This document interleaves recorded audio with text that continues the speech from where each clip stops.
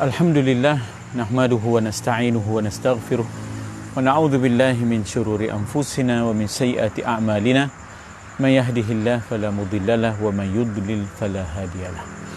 Kita mulakan dengan Ummul Quran Al-Fatihah. A'udzubillahi minasyaitonir rajim. Bismillahirrahmanirrahim. Alhamdulillahirabbil alamin arrahmanir rahim maliki yaumiddin. Iyyaka na'budu wa iyyaka nasta'in. Ihdinas siratal mustaqim. Siratal ladzina an'amta 'alaihim ghairil maghdubi 'alaihim waladdallin. Amin. Assalamualaikum warahmatullahi wabarakatuh. Tuan-tuan dan puan-puan yang dirahmati Allah sekalian. Bahagian kedua daripada hadis ke-22 daripada hadis 40 yang dikarang, yang disusun oleh Al-Imam An-Nawawi rahimahullahu ta'ala wa nafa'ana bi'ulumihi fid dharain. Amin. Hadis daripada Jabir ibn Abdullah Al-Ansari radhiyallahu anhuma, bagaimana ia beritakan bahawa seorang laki-laki datang berjumpa dengan Rasul sallallahu alaihi wasallam dan menyatakan satu pernyataan asas kepada beramal. Ia menyatakan bahawa bagaimana pandangan dia, bertanya kepada baginda, bagaimana pendapatmu ya Rasulullah, idza sallaitul maktubat, ya, aku sembahyang yang wajib saja, aku tak tambah yang sunat-sunat. Wasumtu ramadan, aku puasa yang wajib saja, aku tak akan puasa yang sunat-sunat.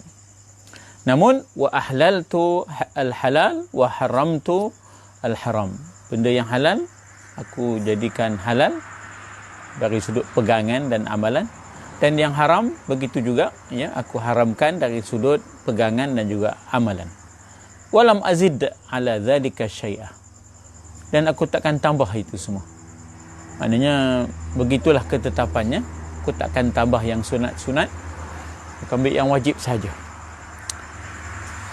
Kemudian dia bertanya kepada baginda, a'adkhulul jannah, adakah dengan itu aku boleh masuk syurga?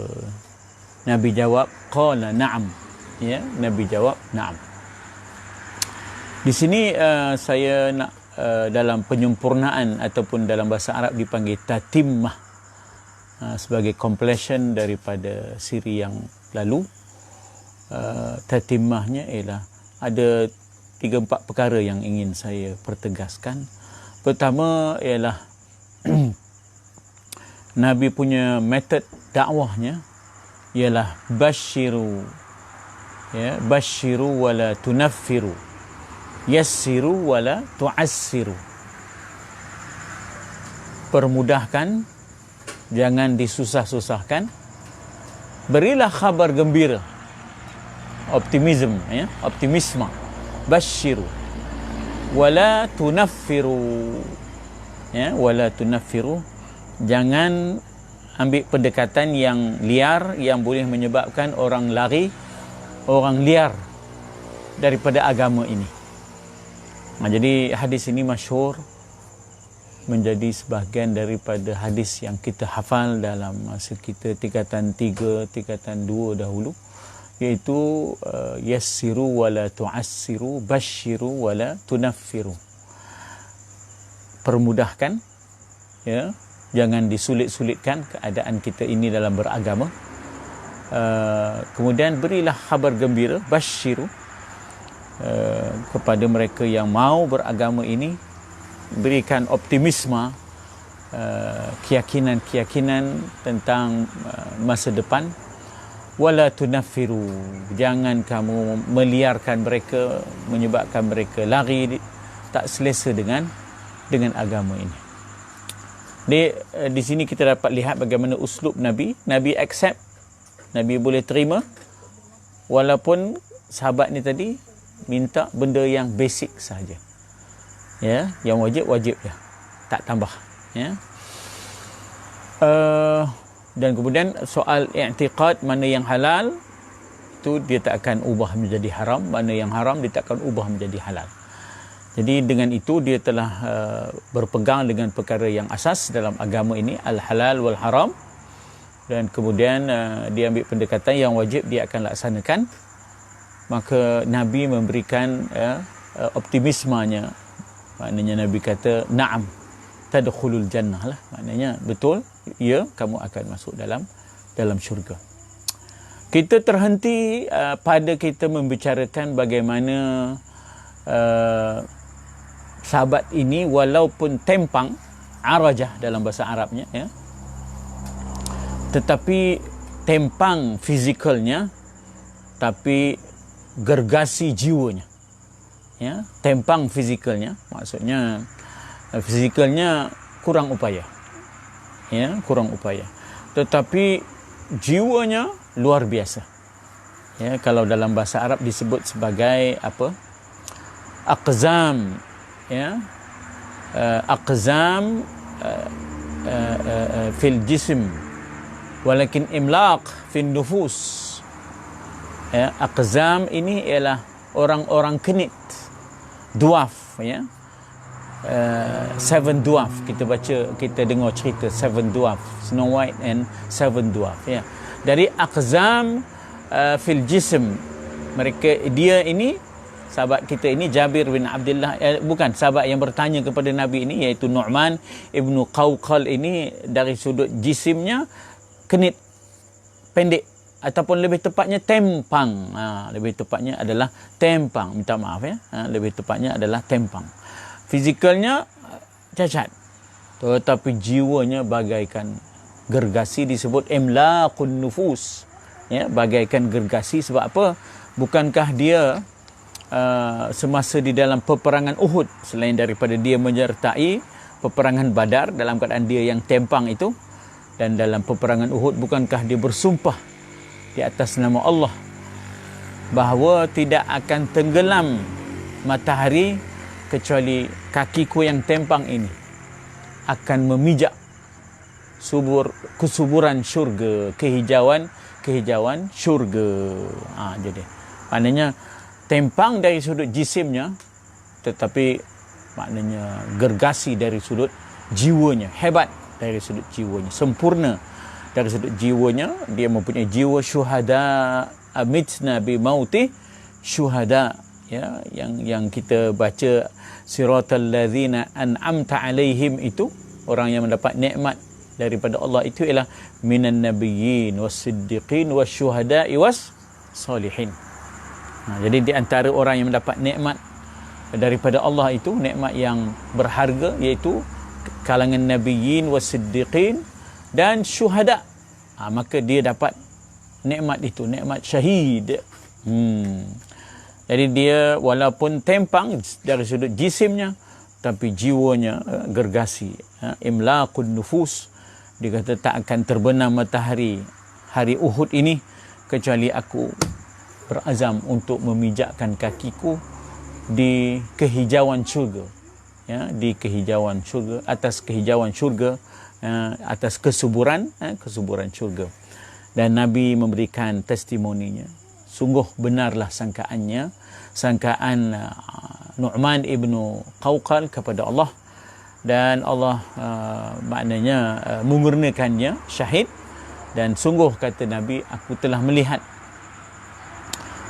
melihat beliau, ya, berada di dalam, melangkahkan kakinya yang tempang itu ke dalam syurga. Ini yang kita sebut betul lah ilmu ghaib ini pada Allah SWT.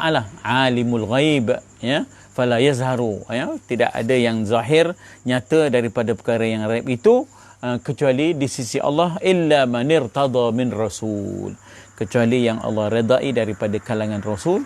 Allah bagi jugalah, ya, perkara-perkara yang ghaib itu, ya, dengan izin Allah Subhanahu wa taala. Asalnya fala yazharu ala ghaibihi ahadan illa man irtada min rasulin. Jadi Nabi nampak benda yang tidak kelihatan, yang dikatakan sebagai alamul ghaib, ya, alamul ghaib. Jadi di situ kita nak sebutnya yang kedua tadi ialah para sahabat ini tadi, jiwanya, ya, bagaikan gergasi dalam perjuangan ini walaupun jisimnya tempang. Dan di sini juga apa pengajarannya? Kita tak boleh pandang sebelah mata kepada seseorang, sebab kita tidak tahu kesudahannya lagi. Kita pun tak tahu kesudahan kita. Yalah, kalau kita bersangka buruk lah, kita mungkin memandang serong pada sahabat Nabi ni. Apalah, tak nak buat yang sunat-sunat, ambil yang wajib sahaja. Bukankah yang wajib itu ditampung oleh yang sunat-sunat? Ya. Tetapi kita kena ingat bagaimana kesudahannya sahabat ini. Ya, walaupun kelihatan maknanya kelihatan macam ada sedikit kelemahan pada dia, tapi sebenarnya jiwanya hebat, ya, jiwanya hebat sehingga akhirnya jiwanya jiwa syuhada untuk mati syahid. Mitna bi mauti syuhada, akhirnya dia mati syahid. Jadi al-ibratu bil khawatim, kesudahan itu diambil kira, al-ibrah itu, pengajaran itu diambil kira pada kesudahan seseorang. Kalau ibarat kita berlumba lari, mendahului peserta-peserta lain di peringkat awal, kedua, ketiga itu bukanlah segala-galanya. Ending itu, ya, finishing itu sangat-sangat penting. Ya, betapa finishing sahabat ini, Nu'man ibn Qawqal, itu sangat penting untuk kita perhatikan dan kita insafi, sebab kita pun belum tahu lagi kesudahan kita, ending kita, ya, macam mana. Jadi kalaulah dipandang sebelah mata pada sahabat ini kerana dia hanya nak buat yang wajib, kita tidak boleh pandang sebelah mata. Sahabat-sahabat Nabi ini adalah nujum, semuanya adalah bintang-bintang di langit. Jadi walaupun amalannya basic, tapi jiwanya besar, jiwanya agung, ya, jiwanya tidak berasa gundah meninggalkan keseronokan dunia. Ini yang disebut sebagai aulia. Ala inna aulia Allah la khaufun alaihim wa la hum yahzanun. Ketahuilah, sedarilah bahawa aulia Allah, kekasih Allah itu, tidak ada rasa takut mereka terhadap kehilangan duniawi ini. Wala hum yahzanun, tak ada duka citanya kehilangan duniawi ini, sebab bagi mereka yang mereka cari adalah nikmat ukhrawi yang abadi, ya, nikmat ukhrawi yang abadi. Taib, daripada hadis ini juga kita dapat yang ketiganya, yakni apa nama, dari sudut hukum fiqh. Apa dia? Tidak bolehlah seseorang itu sibukkan dirinya dengan perkara-perkara yang sunat, dipanggil nawafil ataupun nafilah, ya, dipanggil nafilah. Wa minal laili fasjud lahu, bukan, daripada malam itu ada di antara mereka yang bertahajud nafilatan laka asa an yab'atha rabbuka maqaman mahmuda. Ada di antara manusia itu di waktu malamnya mengerjakan yang sunat-sunat, dipanggil nafilatan laka. Nafilah itu ialah nawafil, iaitu perkara-perkara yang sunat tambahan. Asa ayab'atha rabbuka maqaman mahmuda, dengan perkara yang sunat itu bakal kamu akan dibangkitkan di sisi Allah dengan kedudukan yang terpuji. Tapi kena ingat juga apa di situ, yakni jangan sampai sibuk dengan yang sunat sampai tertinggal yang wajib. Sibuk qiyamul lail, tiba-tiba terlepas subuh, ya, fardu subhi terlepas kerana sibuk dengan nafilah ataupun nawafil, iaitu di waktu tahajud itu, di waktu malam, di waktu suhur itu, di waktu sahur, ya. Jadi harus difahami dari sudut fiqh, tidak boleh seseorang sibuk dengan puasa-puasa yang sunat, tiba-tiba dia tidak qada puasa-puasa yang wajib, dia asyik melakukan puasa yang sunat.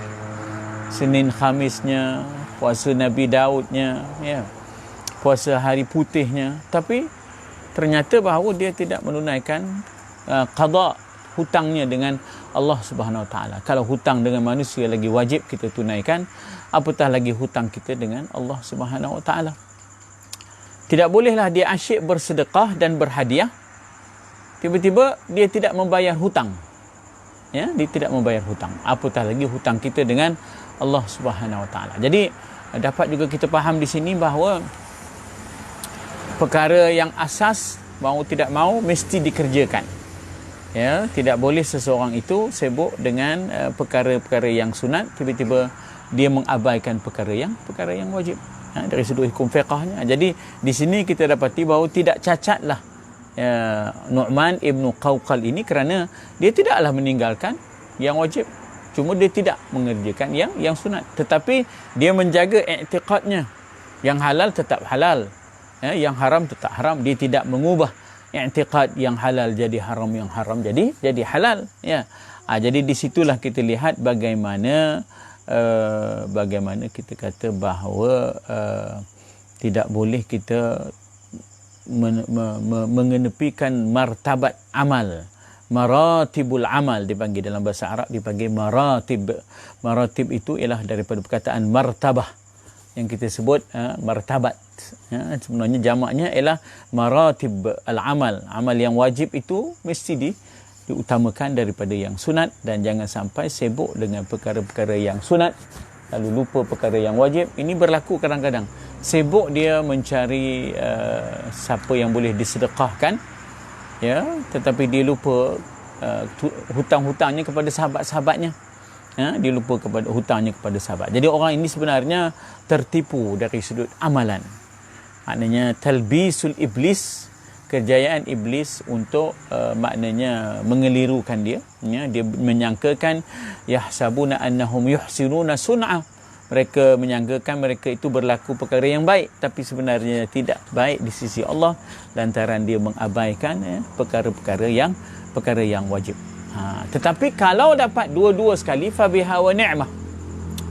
Kalau dan wajibat pun dia buat, nawafil nafilah pun dia buat, fabiha wa ni'mah. Alangkah nikmatnya kalau dapat buat perkara yang demikian, ya. Tapi dari sini juga kita dapat tahu bahawa maratibun nas pula, selain daripada maratibul amal itu ada yang wajib, ada yang sunat. Maratibun nas, maknanya nas, manusia ini pun ada martabat, dan Islam itu meraihkan al-abrar, Islam juga meraihkan al-muqarrabin, ya. Islam juga meraihkan ashabul yamin, Islam juga meraihkan maknanya al-muqarrabin yang kita sebut dalam yang kita baca dalam suratul waqi'ah. Ada kelompok yang disebut ashabul yamin, ada kelompok yang disebut sebagai ulaikal muqarrabun, ya. As-sabiqun al-awwalun, ulaikal muqarrabun. Jadi di kalangan manusia ini kita harus faham tabaqat. Manusia itu ada lapisan-lapisan. Ya, kita tak boleh letak manusia itu pada piawaian yang satu. Tak, manusia itu dengan tahap-tahapnya. Ya, jadi ada yang abrar, ya, yang melakukan perkara-perkara yang baik, tidak melakukan perkara-perkara yang keji, laku perkara yang wajib, tidak, walaupun tidak melakukan perkara-perkara yang sunat. Tapi ada orang yang disebut sebagai al-arifin, al-muqarrabin, yang itu bukan sekadar melakukan perkara yang wajib, bahkan meninggalkan yang sunat pun sudah suatu kemaksiatan bagi mereka. Sudah satu kemaksiatan bagi mereka. Hasanatul abrar, sayyiatul muqarrabin. Ya, kata-kata yang masyhur di dalam tasawuf, hasanatul abrar masih lagi sayyiatul muqarrabin. Di sisi orang abrar masih lagi baik hasanat, sebab dia tak meninggalkan perkara-perkara yang wajib, cuma dia tak buat perkara-perkara yang sunat. Bagi orang muqarrabin, tak buat perkara yang sunat itu, ya, tak buat perkara yang sunat itu sebagai sayyiat. Kita nak sebut di antara VIP dengan VVIP, tentu berbeza, ya tak? Di antara VIP dengan VVIP. Al-muqarrabin ni VVIP lah, ya, al-abrar ni VIP lah. Jadi bagi orang-orang yang muqarrabin tak buat benda yang sunat itu sudah sayyiat, sudah kejahatan, ya, sudah kejahatan. Sebab itu Nabi qada sembahyang tahajud. Nabi ada kalanya letih dalam perjalanan, ya, ketika mana peperangan ke ataupun musafir ke, jadi tertinggal tahajudnya. Esoknya Nabi qada, sembahyang tahajudnya. Ya, di situ ada dua pendapat ulama. Satu ialah tahajud itu wajib bagi Nabi, khususiyah sebagai wajib bagi Nabi, dan bagi umatnya nak menggambarkan betapa untuk jadi orang yang muqarrabin, orang yang arifin, orang yang muhibbin, orang yang disebut sebagai kekasih Allah, dia kena tingkatkan amalan yang wajib saja tak cukup. Dia kena tingkatkan amalan yang sunnah. Jadi di sinilah kita dapati bahawa manusia itu ada tahap-tahapnya. Kita tak bolehlah pandang remeh, lekeh kepada orang-orang yang tidak meninggalkan perkara yang wajib. Dia buat perkara yang wajib je, dia tak buat perkara yang sunat. Jangan kita pandang rendah. Sebab apa? Ada sahabat yang begitu. Tapi jiwanya jiwa syahid, jiwanya jiwa syahid. Dan kemudian kita kena sedar bahawa ada manusia yang muhibbin, yang muqarrabin, yang dia buat bukan kerana mencari syurga, bukan kerana takut neraka, tapi taqarruban ilallah, mencari keredaan Allah, menghampirkan dirinya kepada Allah Subhanahu wa taala, yashri nafsahu bitigha'a mardatillah. Dia mengorbankan dirinya untuk mencari keredaan Allah Subhanahu wa taala, bukan syurga, ya, itu hak Allah Taala katanya. Bukan neraka, itu ketentuan Allah. Yang aku cari ialah mardatillah, untuk mencari keredaan Allah, ya. Ini yang kita minta, nas'aluka ridhaka wal jannah. Jannah tu jadi nombor 2, ridha tu nombor 1. Yang aku cari ialah keredaanmu ya Allah. Dan yang kedua, tentulah bila dapat ridha, dapatlah syurga. Sebab innallaha la yukhliful mi'ad, Allah itu tidak akan memungkiri janjinya, ya, bahawa Allah menjanjikan orang yang beriman lagi beramal soleh, maka ada ganjaran-ganjaran daripada Allah sekiranya mereka itu ikhlas, ya, kepada Allah Subhanahu wa taala. Dan daripada sini juga kita dapat lihat dari sudut uslub dakwah, iaitu fiqh dakwah, ya. Dalam dakwah ni pun ada dia punya fiqhnya, ada dia punya understandingnya, kefahamannya, ya. Dalam dakwah ni jangan asyik bercakap soal fadilat. Maksudnya tak apalah, fadilat tu nak bercakap boleh, tapi jangan kita asyik bercakap soal fadilah, soal fadail. Kalau dalam pendekatan kebedaannya soal accessories, ya, soal tambahan-tambahan, tahsiniyat. Tiba-tiba kita mengabaikan wajibat, ya, tiba-tiba kita mengabaikan wajibat. Sebab kadang-kadang ada kecenderungan dalam dakwah ini menekankan soal fadilat semata, soal fadail semata. Kelebihan kalau buat begini berapa dapat, kalau buat begitu berapa dapat, ya. Sebenarnya kalau dibahaskan dari sudut tasawuf, itu sebenarnya di peringkat awal. Di peringkat awal begitulah, perlu digula-gulakan, ya, perlu digula-gulakan dengan hadis-hadis fadail ataupun hadis fadilat tadi. Tetapi bila sampai ke tahapnya bukan lagi yang dicarinya makhluk, yang dicarinya adalah khaliq, ya, sampai ke tahapnya bukan lagi yang dicarinya syurga. Sebab dalam ilmu tasawuf, syurga itu masih lagi makhluk. Jadi yang dicarinya khaliq, yang dicarinya adalah Allah, keredaan Allah Subhanahu wa taala. Sebenarnya tasawuf ini mengasuh kita untuk kita menggapai kesempurnaan hamba Allah Subhanahu wa taala, ya, kita menjadi rabbaniyin, menjadi hamba Allah Subhanahu wa taala. Kalau bahasa mudah, terjemahan rabbaniyin ini ialah orang-orang yang rapat dengan Allah Subhanahu wa taala. Jadi orang-orang yang rapat dengan seseorang ini, dia tidak mencari hadiah ke, habuan ke, ya, daripada seseorang itu. Yang dicarinya ialah keredaan si fulan itu. Ya, macam kita dengan pak saudara kita, dengan mak saudara kita, ya. Kita tidak menunggu-nunggu duit hari raya. Ya, zaman kita dahulu, kita tidak menunggu-nunggu duit hari raya itu. Kita tidak diasuh begitu. Kita diasuh untuk mencari redha, ya, maknanya kesukaan kedua orang tua kita, ya, kesukaan pak saudara kita mak saudara kita rida. Kita tidak diasuh untuk meminta-minta duit hari raya daripada mereka, ya, sebab yang kita cari ialah keredaan mereka. Macam kita dengan ayah ibu kita kemarin, kita pergi ke kedai, kita tidak mengharapkan apa-apa upah. Kita ke kedai, kita tidak mengharapkan apa-apa upah pun. Ya, tak adalah yalah, macam sekarang ni banyak benar kita berjanji upah, kan? Kalau pergi dapat upah ini, kalau pergi dapat upah itu, ya. Itu peringkat awal sebenarnya. Tapi zaman kita dahulu, kita lebih suka menggembirakan hati ibu bapa kita. Tak ada upah-upah pun. Ya tak? Walaupun dapat juga ais kepek, ya, dapat juga ais kepek. Allahu Akbar. Ya tak? Ais kepek tu pun bukan apa pun, ada air gula je, ya, ada air gula letak atas surat abur, ya. Itu kita herok dah, ya Allah, nak nyampe rumah, herok habis basah baju, ya.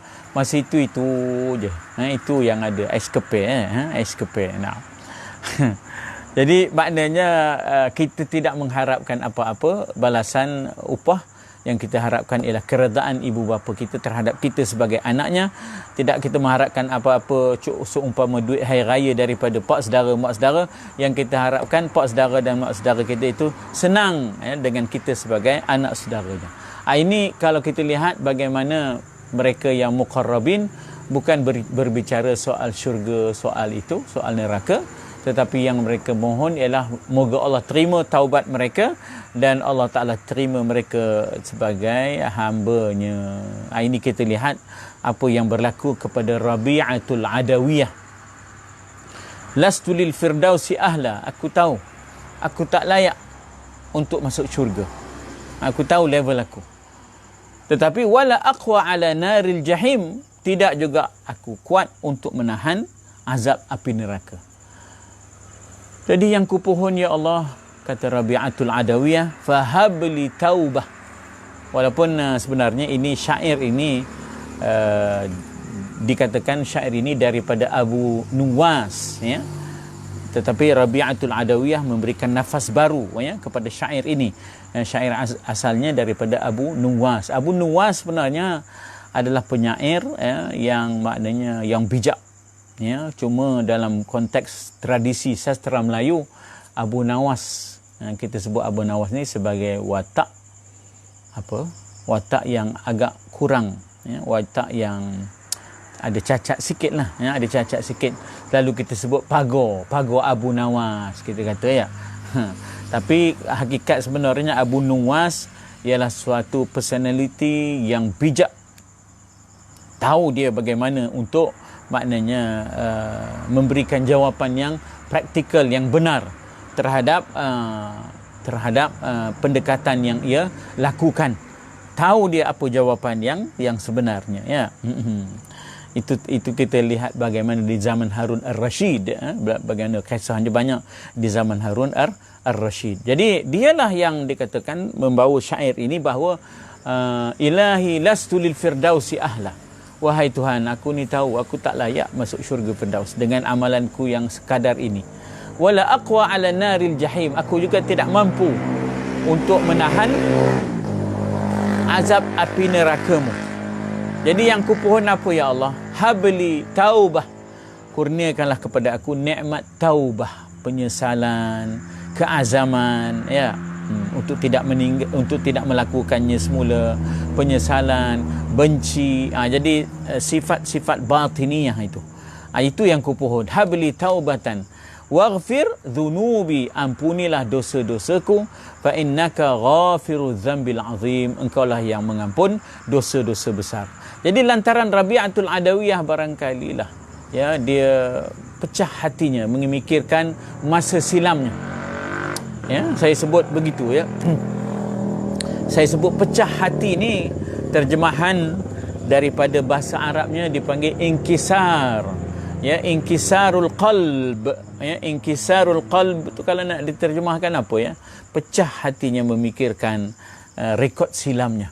Jadi begitulah dia mengeluh di hadapan Allah Subhanahu Wa Taala, fahabli taubah waghfir dhunubi fa innaka ghafiru dzambil azim, engkaulah, ya, sebenarnya yang mengampunkan, ya, dosa-dosa besar. Jadi begitulah diberikan nafas baru oleh Rabi'atul adawiyah, Rabi'atul Adaw. Jadi saya tadi terhenti pada aspek fiqh dakwah. Dalam dakwah ni jangan kita asyik menggula-gulakan dengan fadail, dengan fadilat-fadilat, tetapi hendaklah kita maknanya mengukuhkan keimanan itu untuk melakukan sesuatu demi mencari keredaan Allah dan kasih sayang Allah. Itu ya. Syurga itu adalah makhluk, sedangkan yang kita cari adalah Allah Khaliq. Dan bila kita dapat ridha Allah, dengan sendirinya dapatlah syurga Allah Subhanahu wa taala. Apa yang saya sebut tadi ialah bagaimana satu benda yang boleh ditekankan di sini juga ialah bila mana dia sebut wa ahlaltul halal wa haramtul haram. Ini aspek yang nak ditekankan ialah soal haqqut tasyri'. Haqqut tasyri' ini maknanya ialah hak untuk mensyariatkan sesuatu perkara. Mana halal, mana haram, ini haqqullah al-musyarri'. Ya, Allah sahaja yang boleh mentasyri'kan sesuatu perkara, mana halal dan mana haram. Maknanya kalau ada manusia yang tiba-tiba mengambil hak itu daripada Allah, kita panggil haqqul uluhiyah, dipanggil sebagai haqqul uluhiyah. Haqqul uluhiyah inilah hak ketuhanan. Untuk yang mengharamkan mana yang haram, untuk menghalalkan mana yang halal, itu hak Tuhan. Itu bukan hak manusia. Tetapi dalam pendekatan demokrasi liberal barat, mereka memuja akal manusia. Maka akhirnya bagi mereka akal manusia itu mutlak, menentukan mana halal dan mana haram itu berdasarkan akal manusia. Oleh kerana akal itu berbeza-beza, maka akhirnya mereka undi majority. Jadi akhirnya halal, haram berdasarkan majority. Berdasarkan majority. Ini demokrasi liberal barat. Akhirnya kita lihatlah bagaimana mereka telah menghalalkan sesuatu yang haram di sisi Allah, diberikan lesen, diwartakan, diaktakan. Benda yang haram di sisi Allah jadi halal. Sebab apa? Sebab majority terima dia sebagai halal. Jadi ini demokrasi liberal ini akhirnya menjadikan hawa nafsu dan akal fikiran sebagai Tuhan, ketentuan. Ya, ini yang disebut di dalam Al-Quran, afara'aita man ittakhadha ilahahu hawahu wa adallahu Allahu ala ilmin. Adakah engkau tidak melihat, wahai Muhammad, ada orang yang menyembah nafsunya sebagai Tuhan. Ittakhadha ilahahu hawahu. Afara'ay man ittakhadha ilahahu hawahu. Ilahnya ialah hawa. Jadi sembahannya adalah nafsunya. You are born to be free, just do it. Ini kata-kata you are born to be free, just do it, ini adalah kata-kata gambaran demokrasi liberal barat yang tidak ada batasnya. Sebab itu kalau kita lihat pendekatan mereka, sanggup mereka mencerca bukan sekadar Nabi, bahkan mereka mencerca Tuhan. Dia ada gerakan di barat tu namanya the movement of God death. The movement of God death. Satu gerakan kematian Tuhan. Itu sampai ke level itulah, begitu liberalnya mereka. Jadi sebenarnya haqqut tasyri', iaitu hak mensyariatkan mana halal mana haram, itu adalah hak Allah Subhanahu wa taala. Jadi sahabat Nu'man Ibnu Qawqal mengiktiraf hak itu. Dia tidak merampas hak uluhiyah itu, hak ketuhanan, hak tasyri' itu, hak mensyariatkan mana halal mana haram itu tidak dirampasnya dan diambilnya lalu dia sendiri nak menentukan mana halal mana haram. Tidak. Bila disebut wa ahlaltu al-halal wa haramtul haram, itu maknanya aku akan menghalalkan apa yang dihalalkan Allah. Aku akan mengharamkan apa yang diharamkan oleh Allah secara i'tiqad dan juga secara amali. Aku akan secara i'tiqadnya, aku akan i'tiqad apa yang halal, itulah yang halal. Aku takkan ubah i'tiqad itu. Apa yang haram, itulah yang haram. Aku takkan ubah i'tiqad itu. Jadi di sinilah kepahaman yang liberal satu ketika, tuan-tuan dan puan-puan. Ingatnya bagaimana ada mereka yang terdidik di barat pulang ke negara kita, jadi menjadi manusia dua kerat, sekerat Islam, sekerat barat, lalu mereka boleh menghalalkan arak. Apa alasan mereka? Arak itu haram kalau negerinya panas, tapi kalau negeri sejuk eloklah minum arak. Itu ada yang berpegang bahawa arak ini haram kalau mabuk, kalau tak mabuk tak haram. Ini pendapat-pendapat yang liberal, ya, pendapat-pendapat yang liberal yang bercanggah dengan nas, ya, yang bercanggah dengan nas. Sebab itulah hakut tasyri' ataupun hak untuk mensyariatkan mana halal mana haram itu adalah hak Allah. Jadi bila direbut hak itu di atas suara ramai, majority, maka ini yang dikatakan demokrasi liberal barat itu akhirnya memuja akal dan meletakkan nafsu dan akal itu sebagai mutlak dalam menentukan mana yang haram dan halal. Maka ini rosak dari sudut, maknanya i'tiqadnya, rosak dari sudut amalannya, ya, maknanya tidak boleh ada pada kita. Sebab yang halal itu innal halala bayyinun wal haramu bayyinun, dalam hadis yang kita baca sebelum ini. Yang halal itu jelas, yang haram itu jelas, jangan ada perubahan kalau sudah dinaskan. Kecualilah ada daruriyat, kecualilah ada, maknanya kita kata darurah. Ad-daruratu tubihul mahdhurat.